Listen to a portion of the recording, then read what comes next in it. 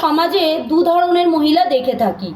এক ধরনের মহিলা হলো আমার মায়ের মতো, যে উচিত কথা বলে কিন্তু আমার তেতো লাগে, আমি ভাই শুনি না কথা।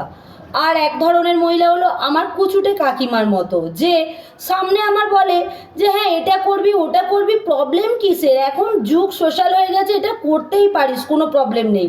কিন্তু আসলে সে চায় পরের মেয়ে পরমানন্দ, যত উচ্ছন্নে যাবে আমার আনন্দ। তো তোমরা কাকে সাপোর্ট করবে? নিশ্চয়ই আমার মায়ের মতো মহিলাকে। তো আমি এখন যত বড় হচ্ছি তত বুঝতে পারছি যে সব মানুষ সমান নয়, আর সব মানুষ আমাদের সামনে যেটা বলে আসলে সেই রূপটা তাদের নয়, তাদের পিছনে আর একটা করে রূপ থাকে। তাই প্রত্যেককে বলবো যে মায়ের কথা শোনো, কারণ মা যেটা বলে সেটা উচিত কথা বলে। সেটা জানি তেতো লাগে। হ্যাঁ, একজন মা হয়তো বলবে যে রাত দুপুরে বাইরে বেরোস না, দিনে দুপুরে বাইরে বেরোস না, হঠাৎ হঠাৎ করে কোনো প্রয়োজন ছাড়াই একা একা বাইরে যাওয়ার দরকার নেই, কারণ তুই একটা মেয়ে, এটা মনে রাখবি। কারণ দেখো, আমরা মেয়ে, আমাদের নারীত্বটাকে তো কেউ অস্বীকার করতে পারবে না।